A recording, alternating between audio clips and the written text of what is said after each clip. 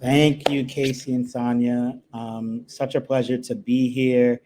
For those who are here, welcome to the first panel of the day, Accelerating Justice, Spotlighting the Economic Future We Deserve. My name is Trevor Smith. I am the co-founder of the BLIS Collective. BLIS stands for Black Liberation, Indigenous Sovereignty. We are born out of the idea that we must repair the damages done to Black and Indigenous folks in what we now call the United States and create a future where every individual, no matter their identity, has an equal opportunity to live freely and fully. A healthy democracy, one that empowers individuals to participate actively in the political process, holds leaders accountable, and drives policies that reflect the needs and aspirations of our communities, has to be a part of this future. Grassroots organizing and consistent advocacy by leaders like the ones on this panel today are not only critical, they are vital to the democracy that we seek to cultivate. So we have about 40 minutes to hear from leaders on the ground about what organizing looks like for them, what impact they have, what collective action has looked like, and what are we working towards collectively. So without further ado, I'd like to introduce the three organizers who are also thinkers, doers, and builders, and most importantly, closest to the solutions. So please help me welcome Delia Espino with the Grassroots School of Alabama, an initiative of United for a Fair Economy, Frida Ballard with Workers' Justice Wisconsin, and Andrea Chiriboga-Flor, Executive Director of Justice for the People Legal Center. So welcome all. To get us started, can you each just tell us a little bit about you, share your story, what brings you here today, and what brings you to the work that you do in building people power and mobilizing your communities. So first, Frida, let's start with you. Yeah, my name is Frida Ballard. I'm the co-ops organizer at Workers' Justice Wisconsin. And our organization is all about educating to empower immigrant workers in Madison and in the Dane County area. And we do that through organizing for union membership because there's a huge lack of union density, especially with immigrant workers in Wisconsin. And then the side that I do is the co-op incubation side. So entrepreneurship and direct action. But the common thread linking all of it is doing things in community and doing things together. Thanks so much. Thanks so much, Frida. And Delia, let's go to you next. Of course, my name is Delia Espino. I am the Director of Inclusive Economies for the Grassroots Organizing School of Alabama. And what brought me to the work was really the intention to invest in community leadership, grassroots leaders specifically, who are trying to do the work in a way that is framed around economic justice, but it's also framed around healing justice and finding that sweet spot of building community together under these two types of foundations where we all find our freedoms together, independently of whatever issues we are working out in community once we are out of this very safer space that is designed for us to work on. Thanks so much, Delia. And Dre, how about you next? Hi, everyone. Andrea Chiriboga-Flor, she, her, Executive Director for Justice for the People Legal Center. So we're fairly new. We're one of the first organizer-led movement legal centers that focuses on housing and land justice in Colorado. So we work across the state. Some of the things that we do is education, know your rights trainings, community organizing, alongside impact litigation and enforcement. So some class action work, eviction defense, things like that. And we really use different strategies to manifest our vision, which is transformative justice to democratize, decolonize, and liberate land and housing and wealth toward a solidarity economy. So really our vision is moving towards resident-owned communities across the state. Thanks all, such really powerful work. So since 2020, I think we've seen more of a focus, more attention and interest in organizing and grassroots power building. And again, in 2024, we're facing another moment. Can you talk a little bit about the successes that you have had on the ground and what challenges you face in your work?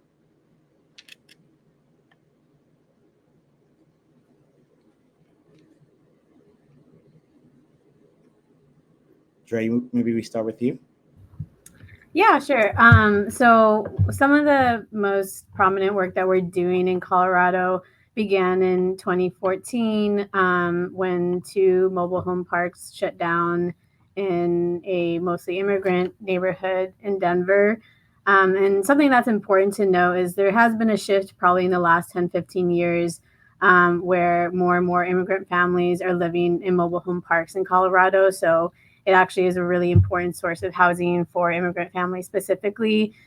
First, because it's more affordable. Also, a lot of immigrant families don't have access to mainstream loans sometimes or access to publicly subsidized housing because of immigration status. And so we really started investing in mobile home parks specifically. And when I first started organizing, I was with 9 to 5 Colorado, and very quickly we realized there were not a lot of resources for mobile home parks specifically. So like legal resources, community organizing resources, things like that.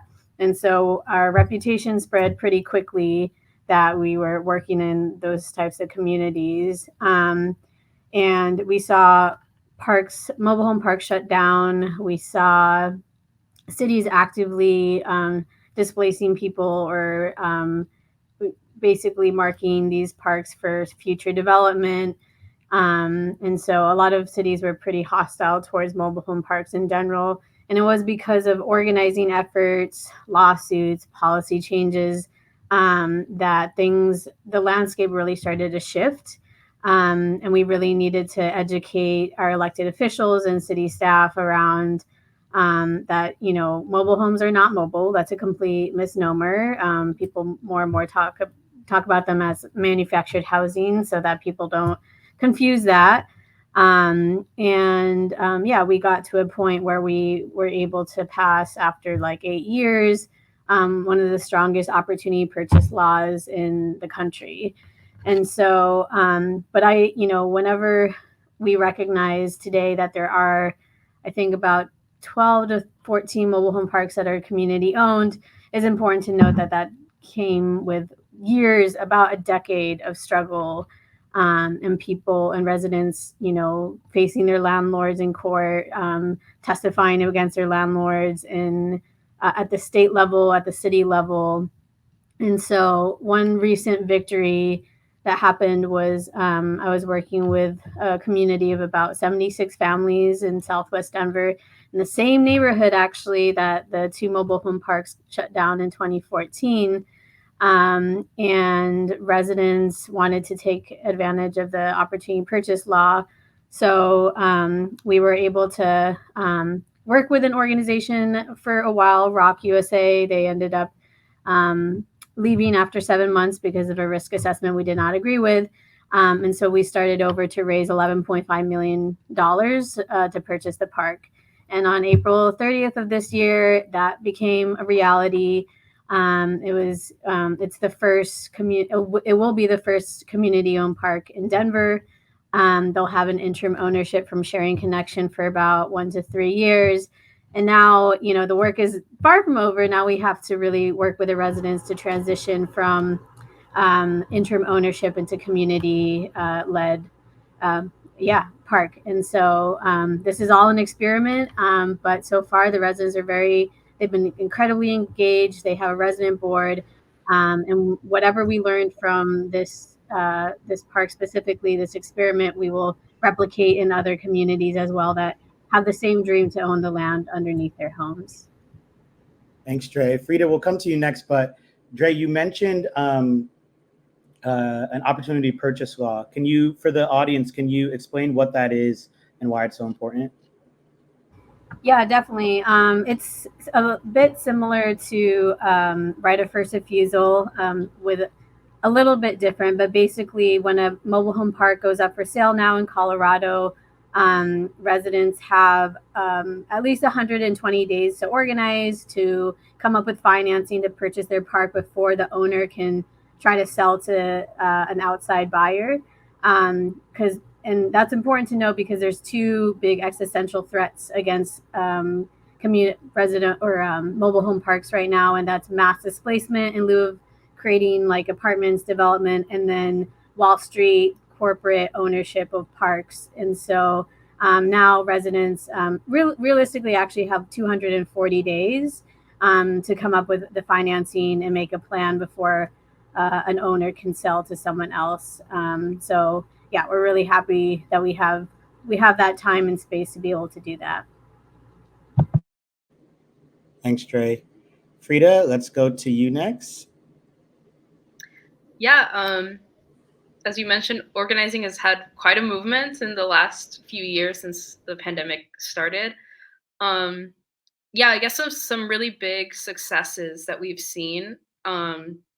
We've been organizing locally in Madison, incubated one co-op, but one thing that has really amplified the work that we can do and make it have an even broader reach than before is the Deferred Action for Labor Enforcement Policy.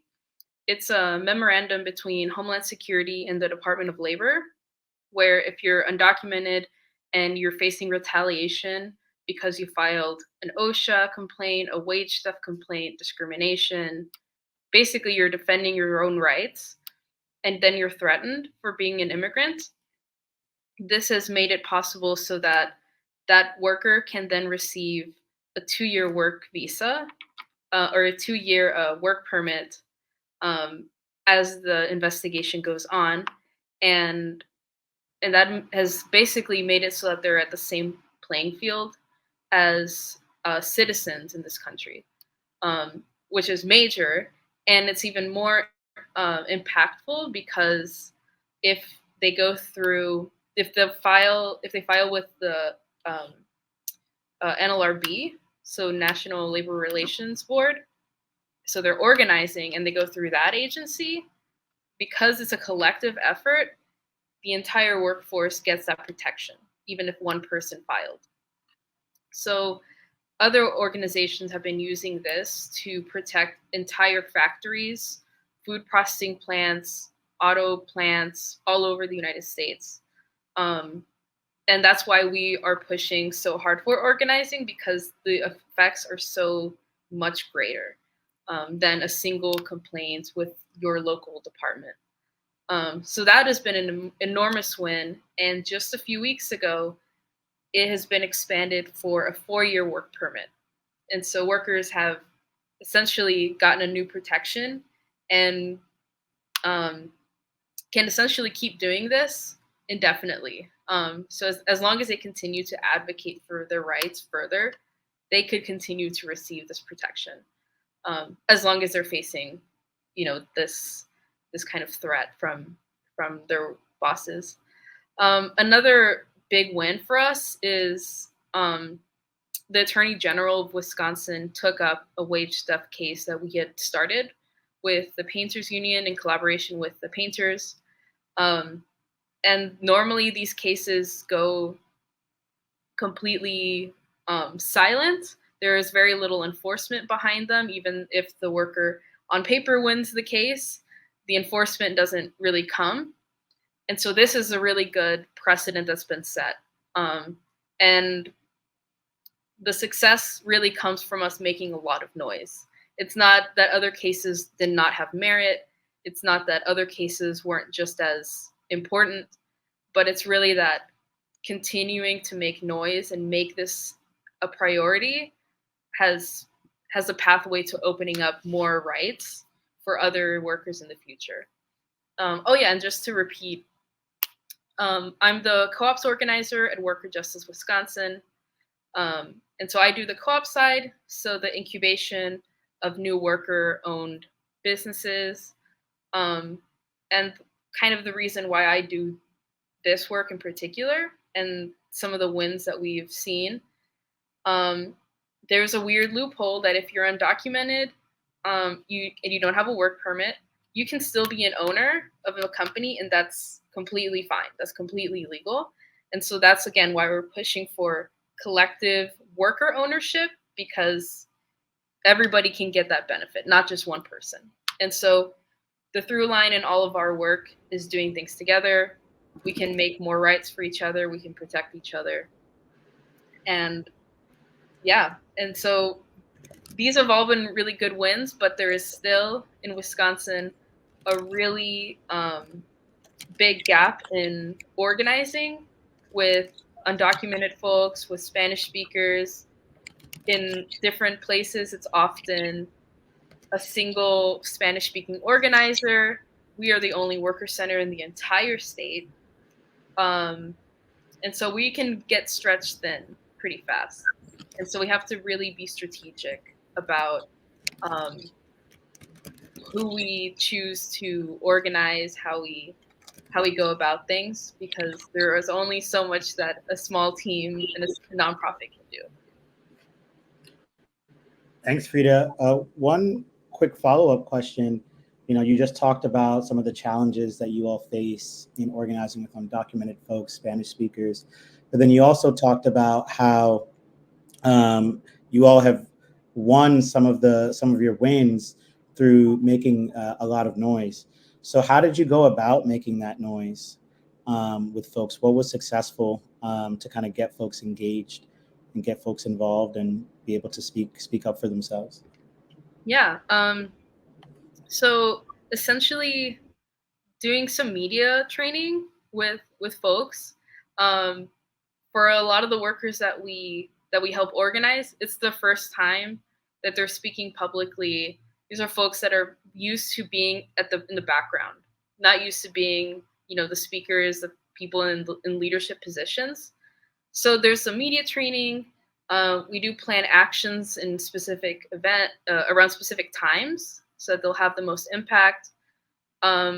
We have close connections with different local media as well, and we really just make sure that there's a good turnout of support, just as an emotional support for the workers that are speaking out, and not letting it die off, basically. Like continuously planning things out, even if there's like a quiet lull, using that lull in like waiting for the paperwork to process, using that so that the momentum doesn't die out.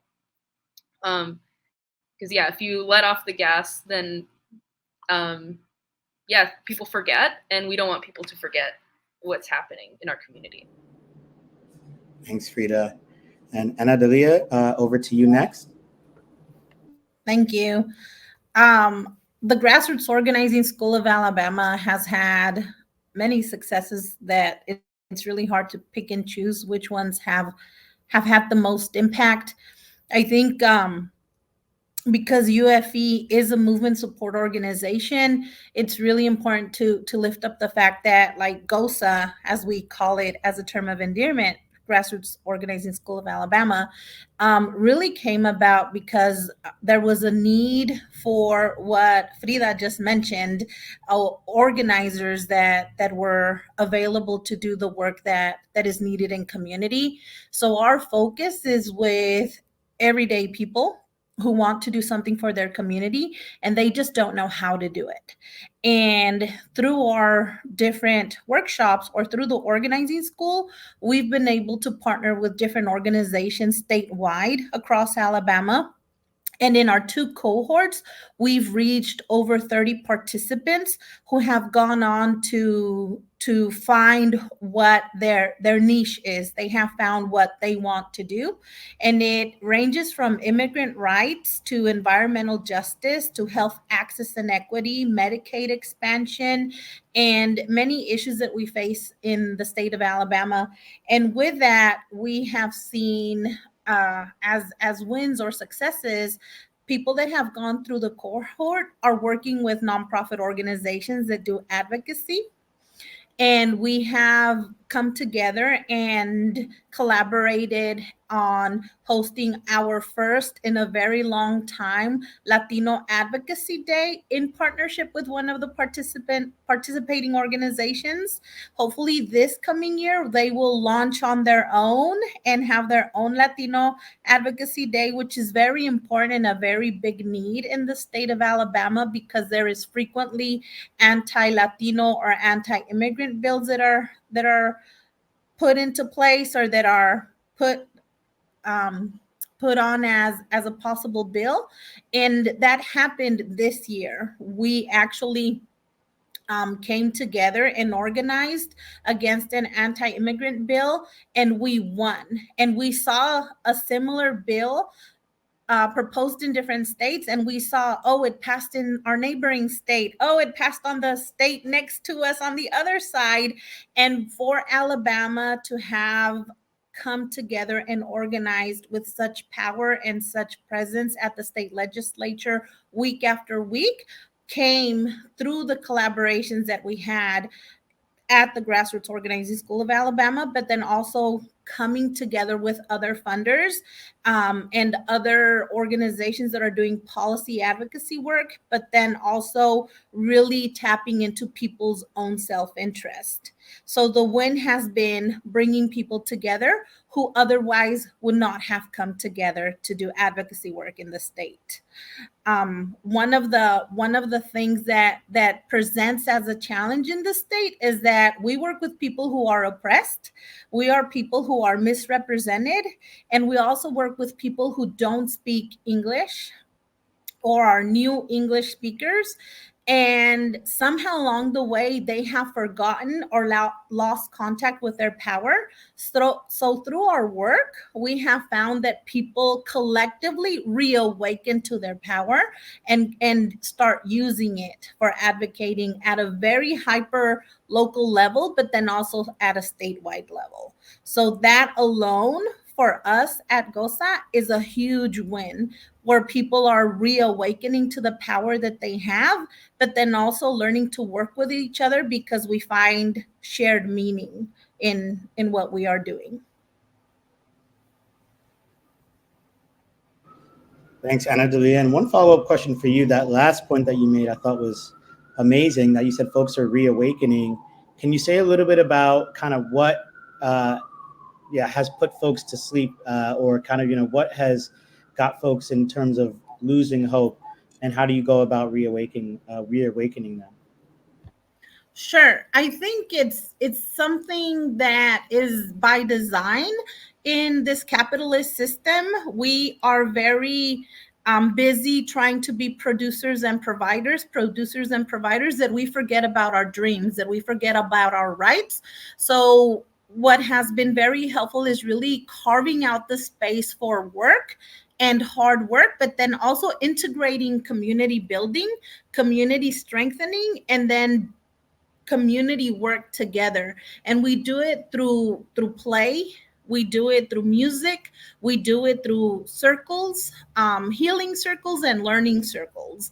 And with that, we reawaken and we realize, oh, the person across the circle is facing something similar than I am, but this is how they have made time to address what is not community. And a great transition to our next question. So all three of you have mentioned healing as being crucial to your work and to the work of organizing and movement building. How does your organization approach community care and healing justice, both at the collective level and at the individual level? And can you share some specific examples on how this work has been effective? Let's go counterclockwise. Ana Delia, maybe we'll start with you this time.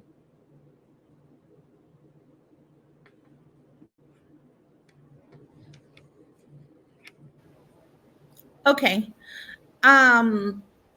We actually put into practice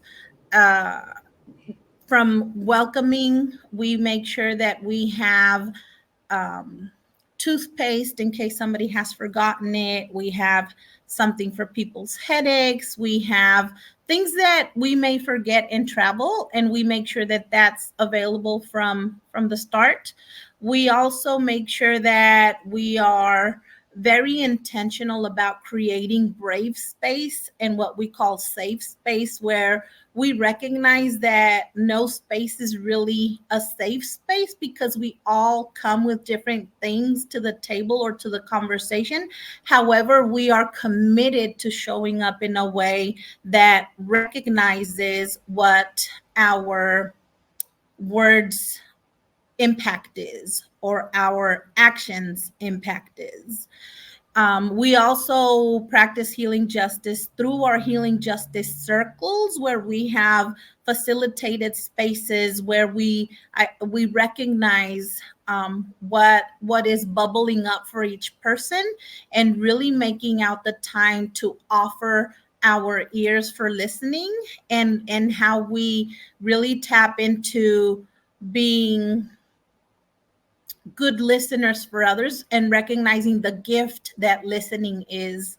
And with that, we also model it in our own practices, where in our organization, we have 32-hour work weeks, we have flexible time, but we also take care of our own needs.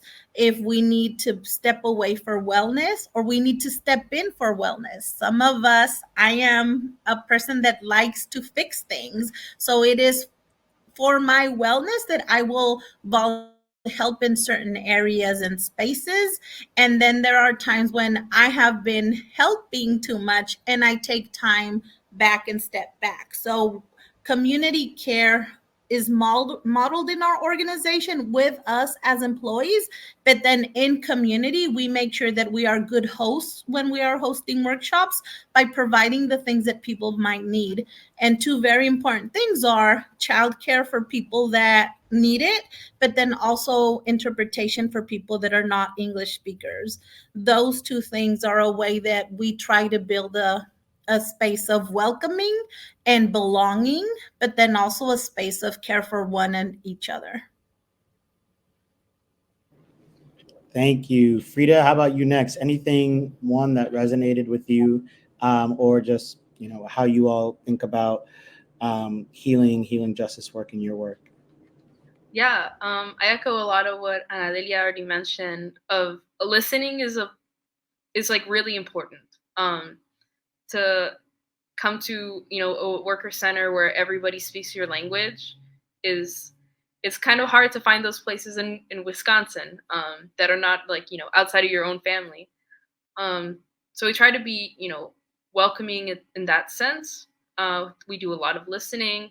It helps us tap into what motivates them as people, why they came all the way to this country, why they sacrificed so much. And one thing that I have noticed is, for me, was surprising how much of a role it played in our work is tapping into folks' faith traditions, and trying to use that as a source of strength and motivation, as opposed to something that makes you feel helpless. We don't want people to feel helpless or that they need to be saved.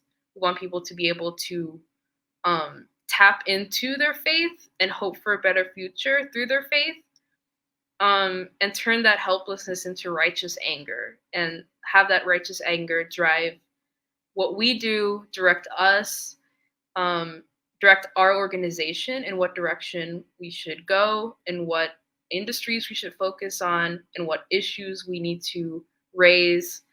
So yeah, people's faith traditions are really important, and it's something that I think we have to acknowledge the whole worker, and not just the part of the worker that produces labor, that produces wealth, but them as a person and everything that they've brought with them.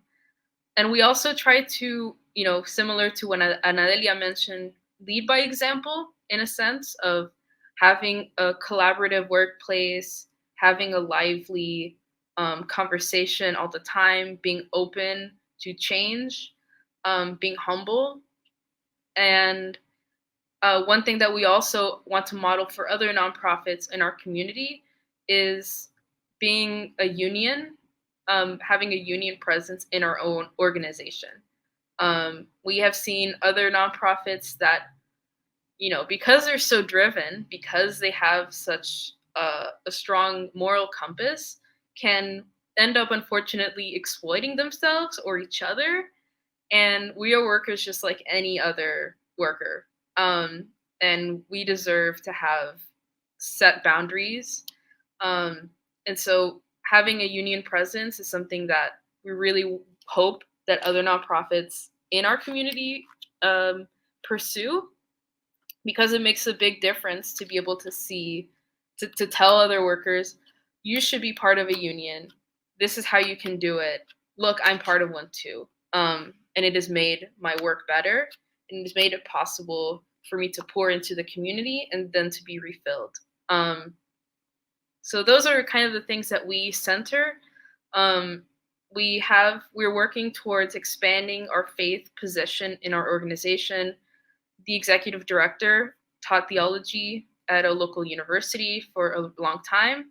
And so that is the core of what this organization is about, that all faith traditions believe in justice. And we just have to remind people that that's true.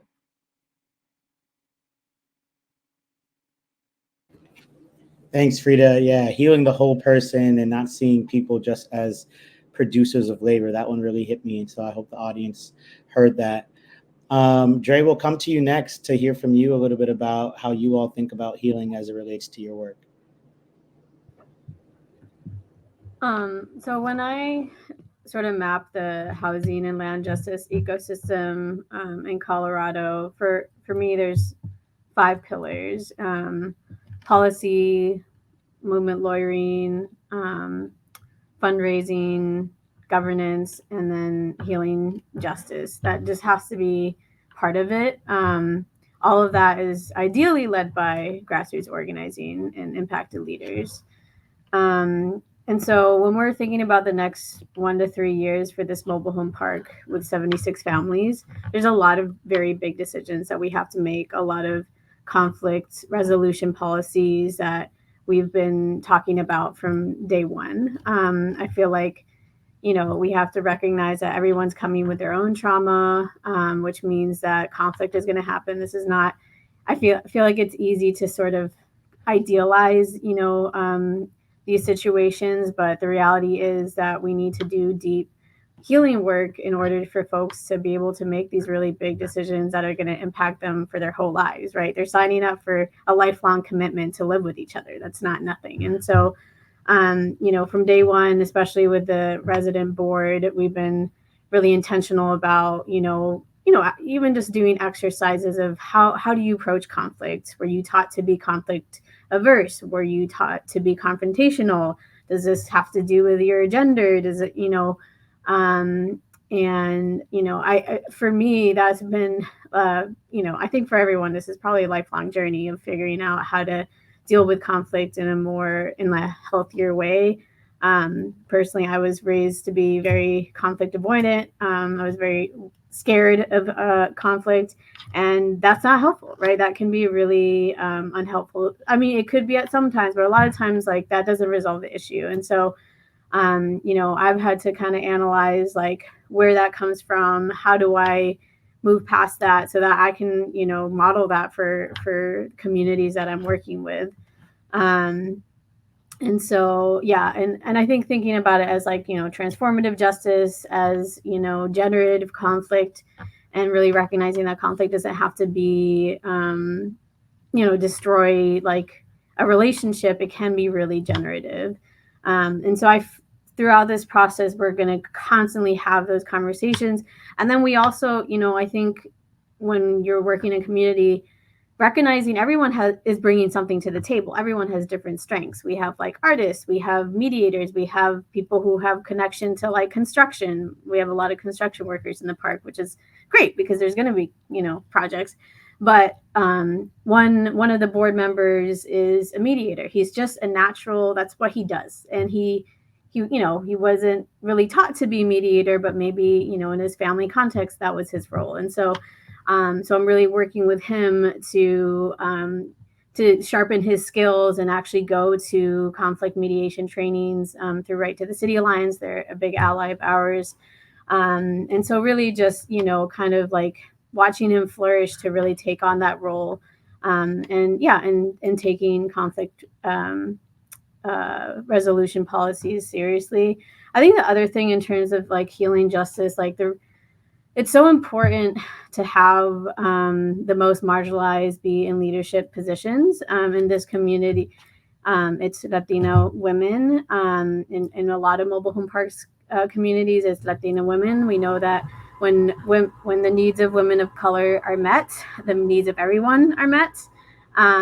So I think that's been most of the resident boards I've worked with are always led by women of color, like a lot of times monolingual Spanish speakers. And so that's kind of my journey too, is making sure that we're developing those leadership skills. And on the flip side, when, white folks who are more privileged have been leading in these spaces, they don't think about maybe like translating documents or, booking childcare or, things like that. Because most of the white folks in the communities tend to be retired, older, so they don't have to, think about family, dynamics and things like that. And so, so I think when women of color lead, it's going to be a more healing environment. That's just what I've seen over time. And then lastly, I think, internally as a new organization, we're still putting together our policies around like how do we create healthy boundaries, and especially when we're working with communities in crisis, who there's no shortage, right, of work to do. And so I do want to just highlight that I think Common Future throughout the fellowship has presented a lot of amazing ideas and templates and things that just make it easier, so we don't have to reinvent the wheel, and really take model practices that have proven to work. So I'm really grateful for that. Thanks, Ray. Yeah, I was going to ask a follow-up question on kind of what impact does it have when we have folks who are directly impacted, but you already went there. So I don't know if you have anything else to add to that, but if not, I can move us to our next question, which is kind of what is one thing that feels crucial in the next 2 years to ensure work that you all are doing is both sustainable and that we continue to see shifts in state, local, and federal policies. So what is kind of needed across society and the various levers to ensure the work that you are doing is sustainable and keeps driving forward? Frida, how about we start with you? Yeah, so making a lot of noise, as always. It's proven fruitful for us locally. And so what we'd like to do in the next couple of years to keep the momentum up is build more leaders in our community. Again, I want to organize myself out of a job. I want it to be that if I'm hit by a bus tomorrow, there's 5 people that can do what I do. And I don't want to be the only Latina at all of these boards and all of these conferences. So I'd like members of our community to actually sit on our board of directors. I'd like workers, rank and file workers, to sit on our board and to lead discussions about what they need as immigrant entrepreneurs and as immigrant organizers. I don't want to be the spokesperson for them because I can't be, but they can do that themselves. And so leadership building is a really big part of our goal in the next couple of years, so that we can put a face to the issues that we're seeing and have our local representatives pay attention. And again, put more pressure on our attorney general, on our district attorney, to take these cases seriously of wage theft, of union busting. And in developing this leadership, we want to make it easier for the co-op community to advocate for more funding to support up-and-coming cooperatives, to expand funding so that we can make things linguistically accessible have all these documents translated, interpreted,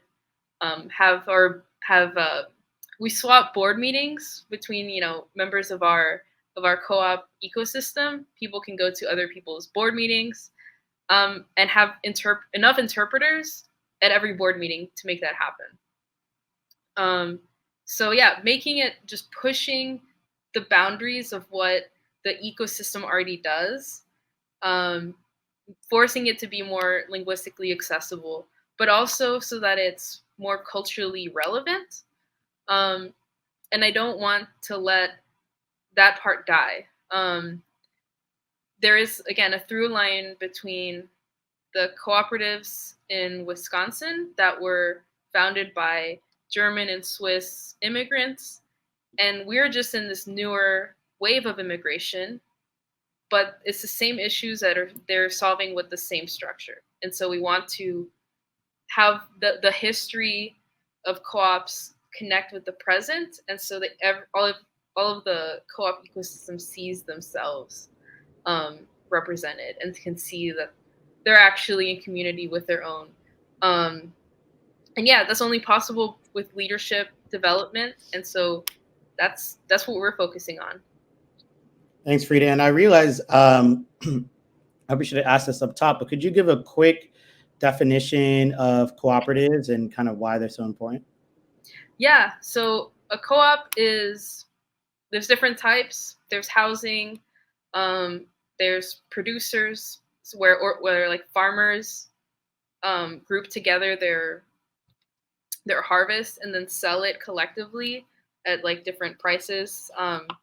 So it's basically just like a structure where people come together and do a thing. So what I focus on is worker co-ops. So people that come together are all co-owners, and so they're all in charge in decision making. So there's not like a boss and then the employees. It's like it's not a hierarchy like that.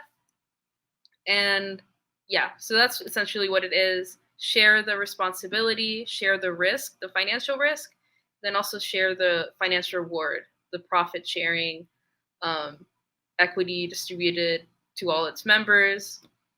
And yeah, it's essentially a democratic workplace. I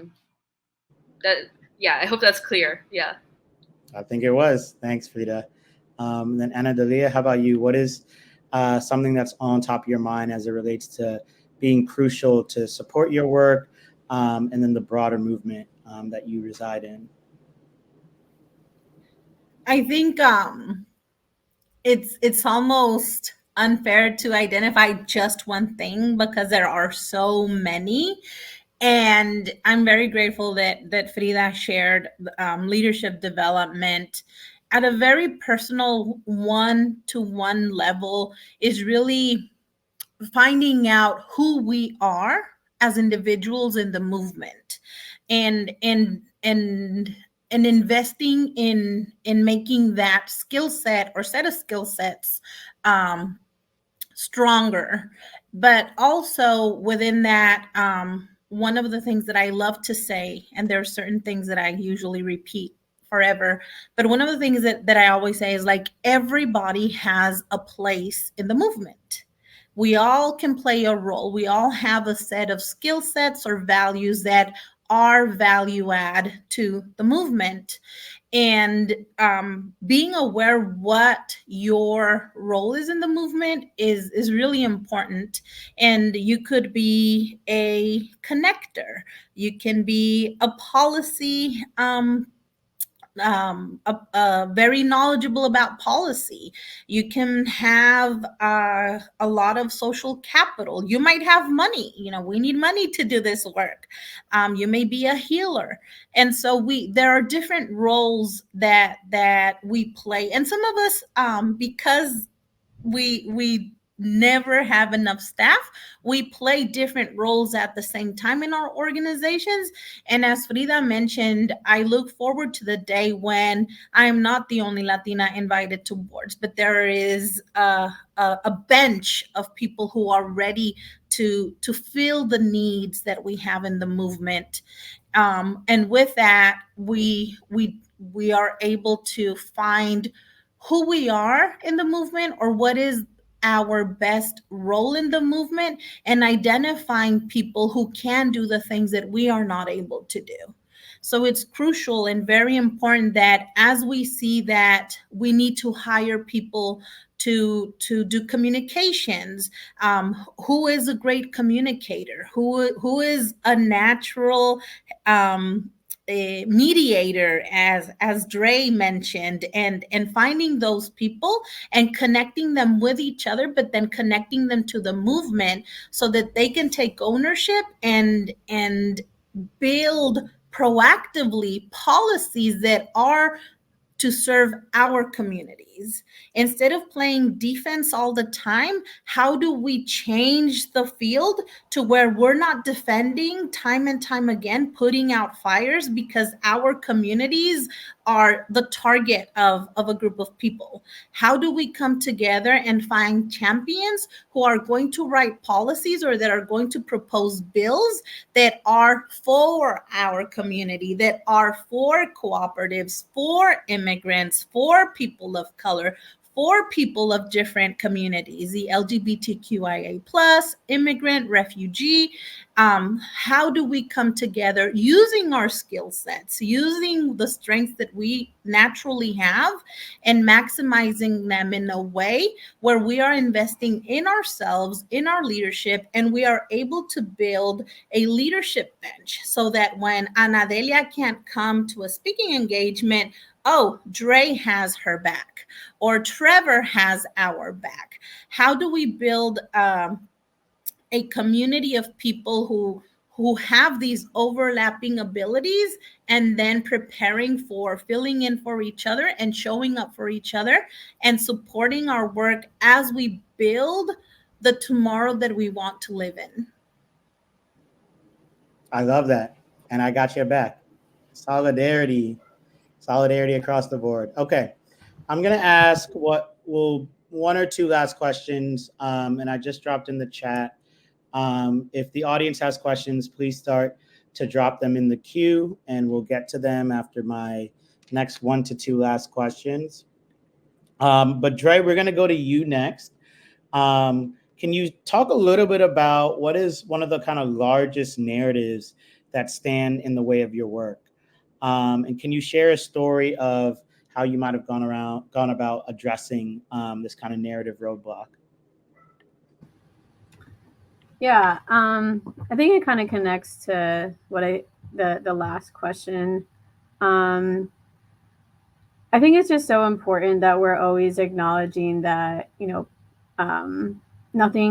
doesn't happen because elected officials are like just nice people that just give community what they want, right? Or in that, without organizing, without a demand, without negotiating power, change doesn't happen. And, that's why, with this mobile home park victory specifically, it's so important that I always want to highlight this took a decade or more to get here. And it was not pretty. It was, direct protests against the mayor. It was, sending hundreds of letters to this landlord, to his house, to his kids' house, to his spouse's house, these direct actions that, I think sometimes people are like, oh, you're doing the opposite of what you should be doing to get what you want, because you're just pissing people off, and that's not going to get you anywhere. And I think that's a constant narrative that's so frustrating, because we actually know we have to put that kind of pressure to get change. I remember going to Aurora City Council meetings to pass certain policies for this mobile home park, Denver Meadows, that shut down after 4 years of us organizing, but left a really big legacy. And the city council, they were sick of seeing us every meeting. We were there, until midnight, 1 o'clock, testifying on things that were not on the agenda. And they're like, you're hurting the people you're trying to help. That narrative, my God, if I had a nickel for every time I heard that, and so I just think that, when allies are kind of looking in from the outside, that it's just so important to understand, not only like the different tactics and strategies that we have to use that might not seem pretty or might not seem, like civilized. I don't, however you want to frame that. One thing. And the other thing, just how much time it takes. I always tell people, like, from the day you door knock on someone's door to the day that person testifies at the Capitol, that can be like 10 hours of you building that relationship with that person. We don't say, hey, we're having an action, 100 people just show up. We don't just have people in our office waiting to turn out to events. That takes so much time and trust building. And that trust is delicate. And when, it's easy to lose that trust. And when allies fail us, for example, or elected officials don't follow through, that trust can be broken. And then that falls on organizers to repair that trust. And so I think, I think it's just easy to see on the outside changes happen and, think like maybe, elected officials did this out of the goodness of their heart, or it was something that where we just asked for what was needed. But it's just such the things that are happening in the background, the amount of time and energy it takes is just, it's tremendous. And that also means that, we need significant funding to do that work so we don't burn out. I think we all know plenty of people who burnt out. Some of us have probably burnt out on our own, and so, I think just like really being clear about how change happens, especially like systems change work or very significant policy changes or whatever that looks like. It's such a tremendous effort that a lot of times goes unnoticed.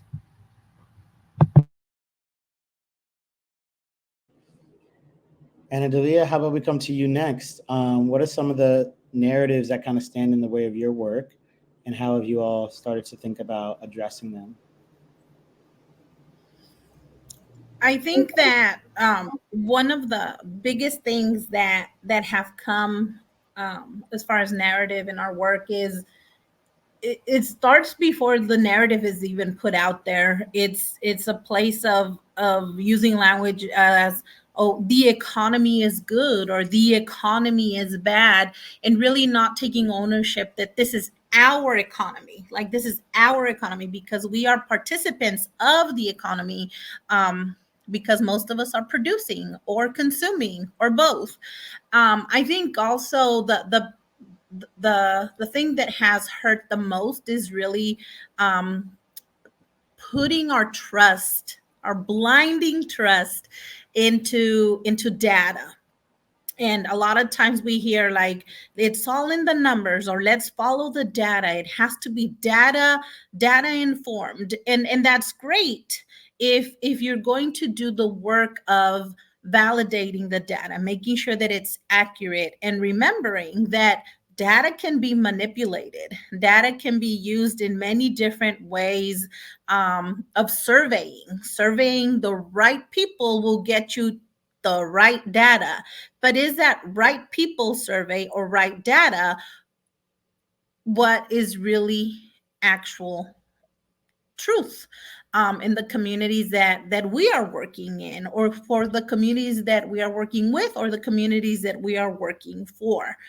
With that, also recognizing that we look at the numbers, we look at the data. A lot of the work that we have done in community for the last 10 years, and a lot of the work that United for a Fair Economy has been doing for the last 30 years, is really looking at the signs of the times. What is really going on? The numbers might say like, oh yeah, the stock market is great. However, our neighborhoods are abandoned. There is disinvestment, and our people are just not making it to the next paycheck, or they're having to depend on other ways to make ends meet.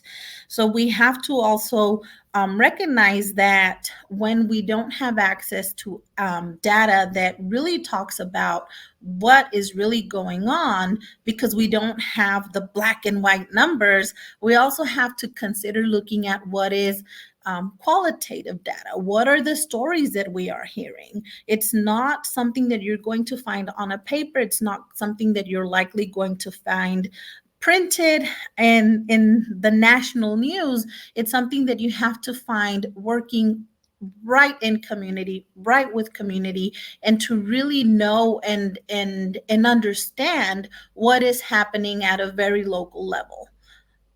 That is one of the biggest hits to narrative and the biggest hits to the formation of our collective stories. Spot on, and you're also getting some love in the chat. Some folks really resonated with that point on data. Frida, we'll go to you next, and this will be the last response before we turn it over to audience questions.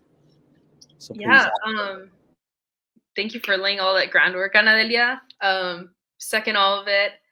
I think one thing that we consistently have to push against workers that come to the worker center is this idea that this is the United States is a law and order country, and that the laws are right and that they're just and that they're written in favor of the common person.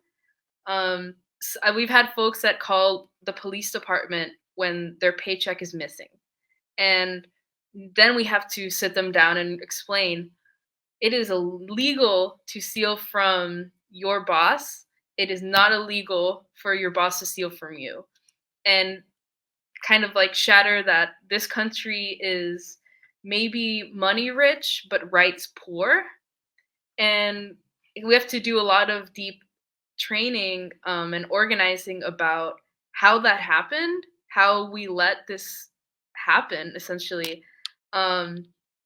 And so this narrative of this, that everything is just and that the laws will protect me is something that we have to fight against. And then the next step, once they have to sort of grieve, like, wow, I came all the way here and I have fewer rights than my home country. That is something that they have to reckon with sometimes. I maybe was poor in my home country, but at least I had some things on my side. And so then we have to use that righteous anger to push for something better. And okay, well, your country has more rights. Let's see how that happened. And it's the same story every time of people trusting in their neighbors and in their community and not in institutions. And so I think that's something, again, a narrative that we have to change a lot in our workers, is that the institutions are a reaction to the community and it's not the other way around. And similar to that, and we push for more rights not by filing individual complaints. We get more rights by organizing and by mobilizing. And so another narrative we have to challenge consistently is that by putting yourself out there and by being very vocal and being out in the community, that you're actually protecting yourself more than if you're in the shadows and if you're hidden. Because now that your name is out there, now that your face is out there, if something happens to you, okay, we can fight back. But if it was in the shadows all that time, no one would know. No one would notice that you're missing. And so that is like a weird kind of like paradox of, actually, if you put yourself out there and you're fighting with your community, you're going to protect yourself more than the institutions could protect you. Spot on. Really appreciate all y'all's thoughts over the past kind of half an hour. So we're going to turn to some questions that are coming from the audience. The first question is, it was originally directed at you, Dre, but then the person amended it, said anybody can answer. Can you say a little bit more about Dre, you talked a little bit about how kind of organizing work isn't always pretty. So can you talk a little bit about how you decide which strategies to specifically utilize in your organizing? And again, I think any of the panelists can answer this one. I'm happy to start if y'all want to chime in. So I think first, like we have this training that we do. It's called just escalation of tactics training that we do with community and sometimes allies too. Just putting out different tactics, like, meeting with your city council member, doing a direct action, doing a rent strike, going to media. So these are all different like tactics that we use in organizing. And so the point of the exercise is just to kind of figure out like what is a rational escalation of tactics. So we're not, pulling out all the stops on the first try, but being intentional about slowly scaling up and putting more and more pressure so that we can, get the demand that we want. And then, and like we do, I feel like the role of organizers is never to decide for the community what tactics to take, but to inform, here's the opportunity, here are the risks, here are the challenges, lay it all out, and, here are the options, and then really have the community to decide. And just one thing I do want to say, the reason why we're a law firm, I'm not a lawyer, I will never be a lawyer. Congrats for everyone who was successful in law school. That sounds like a lot for me, but that was actually really intentional that an organizer is leading lawyers. And what I saw in Colorado was a complete lack of movement lawyers, of people who are willing to work and create transformative relationships with organizers, follow the lead of organizers that impact a community. And so that's why part of why we were formed. And movement lawyering, for folks who are not familiar, it means building the power of the people and not the power of the law. It means looking at as legal strategies as a means to an end. It's not the end goal. The end goal is not to win a lawsuit, not to pass a policy. Those are steps that can strengthen the organizing strategy. But if you're not actually helping to build power of the people, that's not what movement lawyering is. And so for us, when we're talking about tactics, it's also important sometimes to have that support, kind of like what Frida was saying, we want to be able to have your back. And so we had the first movement lawyer I encountered, she was like, here's the risks of a rent strike. But she wasn't there to say, don't do it. That's illegal to not pay rent, right? Like, you're breaking your contract. That's not helpful a lot of times. It's helpful to lay out the risks, but it's not helpful for allies to decide, especially allies who are not impacted, to decide for the residents what's best for them. And so for me, that was just really helpful that she really exemplified that is truly the role. And the way we see specifically legal and organizing strategies is organizing is a sword. And legal is a shield. So the shield to protect if there is retaliation or things that come up, then that's when we would step in as a legal strategy. But I think overall, in terms of tactics and strategies, the strongest sort of united front to create change is employing different strategies all at the same time, playing off of each other. So maybe there is, a demand for a policy change while there's a lawsuit going. But all of that, for us, the most important thing is to be led by impacted folks and organizers who are on the ground. So whatever strategy you use, which you should, multiple strategies at the same time, including media, is really important. All of that should be led and decided by the communities themselves.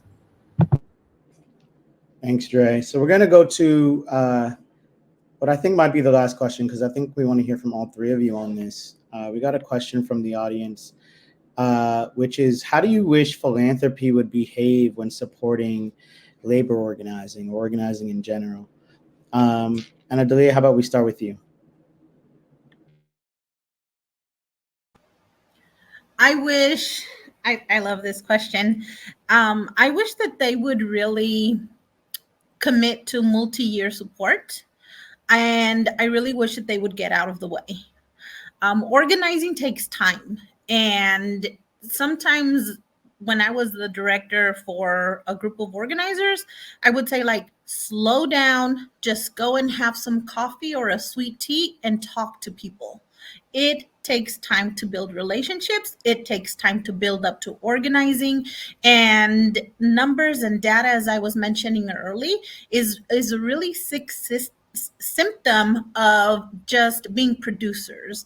And organizing is not about numbers all the time. It is about building for policy wins. It's building for change, systems change. And so I really have been very fortunate to see some people in philanthropy who say, like, we see your work. I didn't have to write a proposal. Here is $50,000 for this great work that you are doing. Can we talk on the phone midway? Give me some updates. How can we support you? How can we highlight your work? And I'll call you again in another 6 months and tell me what your takeaways were. That is one of the best monies that I have received for this very important work that I have done, because it takes me away from being behind a desk, and it gives space and room for me to be in community, to be with community, and to really be the technical assistance that some of these grassroots organizers need.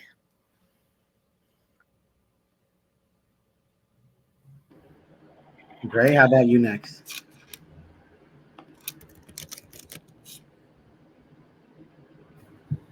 Yeah, I think, that definitely resonates with me. I feel I'm in such a privileged position right now that I'm actually organizing every day, and I'm the director.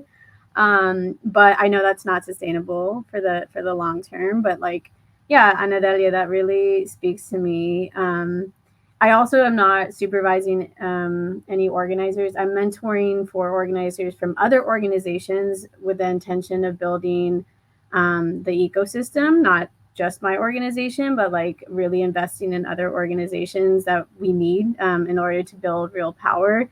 But yeah, I think, when I was a director of 9 to 5 Colorado, I had 13 staff, and have like mentoring and nurturing the skills of green organizers is a lot of work. And I feel like having that funding, having that capacity to hire more folks, and really be on the ground working with folks instead of just writing grants. And it's spending half your time fundraising is kind of, it's a waste of time, right? It's like that time, those skills that you have could be so much better spent on mentoring organizers, or actually being in community, so you stay grounded to the work. I feel like that's so important too, that directors, people at the top are still like, have spaces and time to be in community, so we don't forget why we're doing this, and we're also building those relationships. So the less time we can spend on fundraising, the more time that's going to be invested in so many better ways. Love that. And Frida, will wrap it up with you. Yeah, I second what everybody has said so far. I'd say one thing that we do a lot at our organization that funders have enjoyed and is sustainable for us as well is applying to things in a group, and just like keep applying as much as we can, to make sure it's known that we want this and we need this funding to continue. But yes, continue like multi-year funding in collaboration with other organizations. So like three organizations that work together to solve this issue. That makes it more sustainable for all of us. And also, like Ana Delia mentioned, the numbers game of always chasing numbers, where the numbers become the goal instead of the tool. So finding a way to be able to measure what we are achieving is a little more complicated when it's right, like movement building and not just recovering wages. recovering wages looks really good on paper, but it does not create systemic change. So one thing that we have come across in a really frustrating way is, I won't disclose what funder it is, but a funder that was that wanted us to be teaching folks about their rights and helping them file complaints, but explicitly stated that we could not use the money for organizing, which was really bizarre because that's their right as well. So, like, picking and choosing what rights this money can be used for, what kind of work we're allowed to do. And I think that's because it challenges the greater system. So yeah, collaboration, I think, with other organizations just makes the most sense. And yeah, these multi-year projects also allow us the time to cultivate the trust that is required for this type of work. And it also helps us articulate what we are actually measuring. So it's not just about recovering wages, but it's kind of like an anti-number in the sense of these are all the people that did not have to file a wage theft complaint. These are all the people that did not have to get fired. These are all the people that actually got raises. So these are all kind of, it's more like what measuring what we don't have to do anymore. And that's the challenging thing to communicate and show to funders, but we hope that that becomes part of the conversation. Thank you so much, Ana Delia, Dre, and Frida, and everyone here today for this conversation. The next panel is titled Reparative Justice, Addressing Incarceration's Impact on the Racial Wealth Gap, which will be coming up in just a couple of minutes. But please give it up to our astounding panel today to kick us off.